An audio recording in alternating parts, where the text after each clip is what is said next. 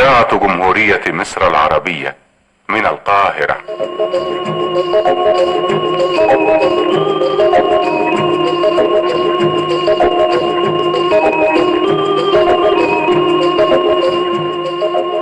قطرات الندى.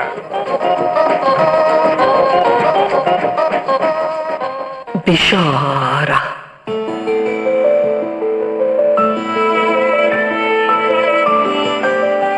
رويدك يا فؤادي كن تقيا، فعتم الدرب بالتقوى ينير. إلى ربي أفوض كل أمري، فما شيء على ربي عسير. وأعلم أن ربي سوف يؤوي بواسع فضله من يستجير. ومهما كانت الأيام تقسو فإيماني برحمته كبير. فإن أيقنت بالمكتوب حقا فبعد قضائه ماذا يضير. إلى درب الهدى سيظل خطوي، فما ضاعت مساعي من يسير. بكل الفأل أتبع أمنياتي، وإني حين ألقاها قرير.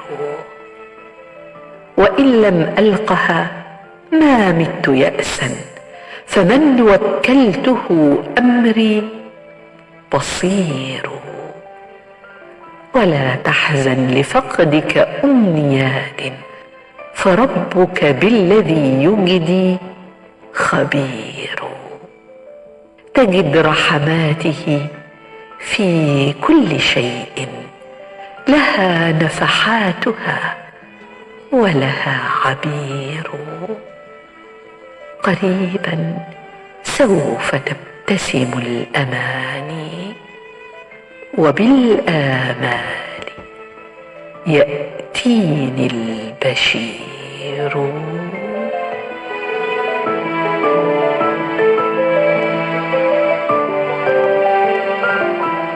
شعر وآمن الليثي.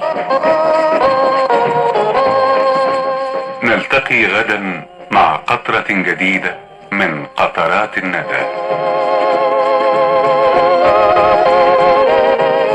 جيهان